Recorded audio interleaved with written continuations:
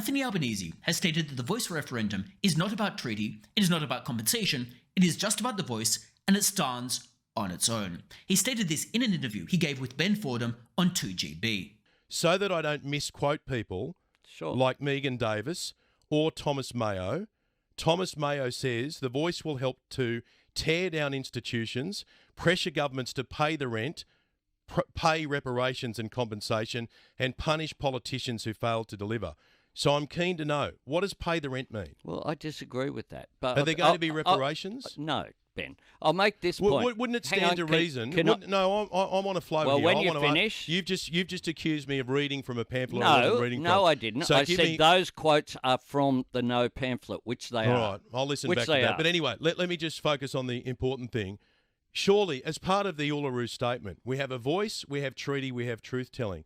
As part of a treaty, won't there be compensation? If there is, I mean, that's not totally unexpected. This isn't about a treaty, Ben. But there are three parts of the Uluru Statement. Yeah, and this is not... So you're talking about the voice. This is not about a treaty. But as part of treaty, which we guess will be a following step... This is not about a treaty. Do you foresee that compensation would be paid? This is not about a treaty. However, it turns out that Anthony Albanese is wrong, rather unsurprisingly. In his younger years, he actually advocated for sovereignty and for treaty.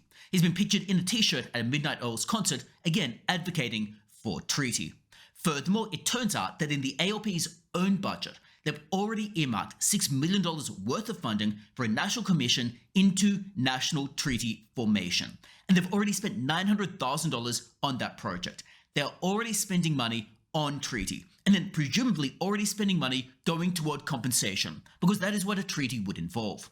Linda Burney, the Indigenous Affairs Minister, has also seemingly obfuscated and sidestepped every time this comes up, seemingly not wanting to answer a straight question or give a straight answer on this topic, seemingly just wanting to kick the can down the road until after the Voice referendum actually gets up, if it gets up, trying to keep details and the ultimate result from the Australian public, because it appears to be quite clear that treaty would be the next step after Voice gets up, if it were to get up. The Voice is clearly the wedge that is going to drive treaty and compensation down the track. And this has become particularly clear in an article put together by two prominent constitutional law professors, who are also Yes campaigners. In an article written by Megan Davis and George Williams, they state, without the Indigenous voice to Parliament, a treaty is vulnerable. And again, these are constitutional law professors that support the Voice referendum. Their article states, the Uluru Statement from the Heart called for a constitutionally protected voice to Parliament, treaty and truth. The reforms are listed in a sequence. The sequence is deliberate, and understanding the order is central to the message of the Uluru Statement. It was based on recognition that public institutions, politicians and political parties rarely listen to what Indigenous people say about their lives and aspirations. Too often, these bodies rewrite, reinterpret and rearrange the things that First Peoples themselves say on matters of reform. Now, I want to note here one issue that really irks me with this article, which is the continued use of the word reform. Reform is a value-laden term. It presupposes a positive value judgment, i.e., it assumes the voice is positively received. By contrast, it appears the majority of Australians don't agree with that.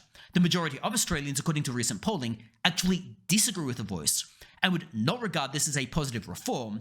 Rather, they would regard this as a negative change to the Constitution. Nevertheless, the article continues on.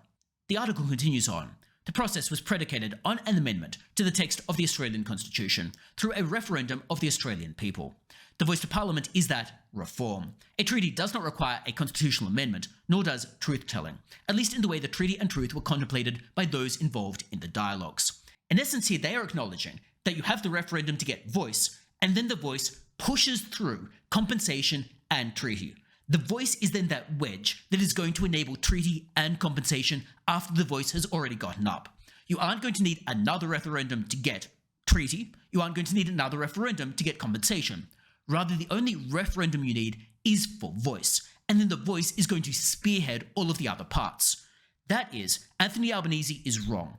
Treaty and compensation are on the ballot in this referendum. Anthony Albanese misspoke because the voice is the path to getting that treaty. The voice is the way that the power is accrued for treaty and for compensation.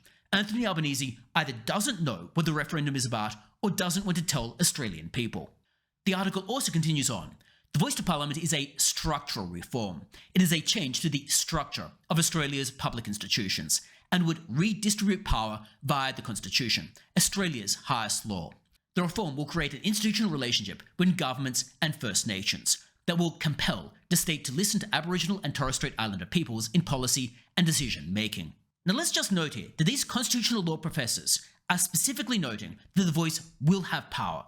This is not a minor reform, it is a structural reform in their own words. It will redistribute power in their own words. The Voice will have power, the Voice will have say, the Voice will be able to compel the Commonwealth to do what it wants. The Voice is going to have significant power. That's obviously contradicting what Anthony Albanese has said. Anthony Albanese asserted that the Voice is just a minor change, that the government can ignore the Voice if it so chooses. But these professors are asserting the exact opposite. And this is particularly telling since they A, are constitutional law professors, and B, Megan Davis was particularly involved in the Uluru Statement. The article then also states, the next phase of the sequence of the Uluru reforms is Makarrata, a process of agreement making and, quote, truth-telling. Treaty has been a long-time aspiration for Aboriginal people. Negotiating a treaty is a nation-to-nation process that requires leverage and resources. Having a voice to Parliament will increase the likelihood that treaty negotiations would be productive and successful. That is, the Voice would have power, contradicting exactly what Anthony Albanese has said about the Voice, and contradicting exactly what he has said about this just being a minor change. Again, the professors state, the Voice will be an enabling mechanism for First Nations people in any treaty negotiations. Aboriginal and Torres Strait Islander peoples are in a poor negotiating position compared with the state. The Voice would create a commission that would support First Nations in those negotiations. Without the Voice, a treaty is vulnerable because of the considerable legal power of the Commonwealth. State treaty processes are also particularly vulnerable, including those that are ongoing in Australia. Each runs the risk of being undermined by the Commonwealth. Now, the article continues on with an extended puff piece about the Voice, effectively spruiking its alleged benefits. But in essence, we've heard all we need to from this article. We've seen that the Voice would be a structural reform, it would have power, the authors assert that it would be able to compel the Commonwealth to do what the Voice wants. They've asserted it would be a first step toward a treaty and toward compensation, and that treaty and compensation would not require a separate referendum, i.e. the only referendum we're going to get is on the Voice. And if one wants to stop treaty and compensation, then one needs to stop the Voice from getting up. And by stopping the Voice, you're able to significantly reduce the chances of any of those other adverse consequences occurring. And they've effectively made the case for the No campaign already. Ironically enough, the Yes campaigners are perhaps doing the best job possible to support the No campaign, because all of these follow-on implications from the Voice are clearly adverse. They're clearly going to be adverse to business, they're going to be adverse to individuals, they're going to involve a wealth transfer in the form of that treaty. They're clearly things that many Australians would rather avoid, but that Anthony Albanese has tried to disingenuously gloss over. He's tried to assert that those would not occur simply by virtue of the Voice. But Anthony Albanese either doesn't know what the Voice is about, doesn't care what it's about, or isn't going to tell Australians what it is about, and is simply being misleading. And this, in addition to creating a race-based power which is itself inherently racist, is reason enough to vote against the Voice.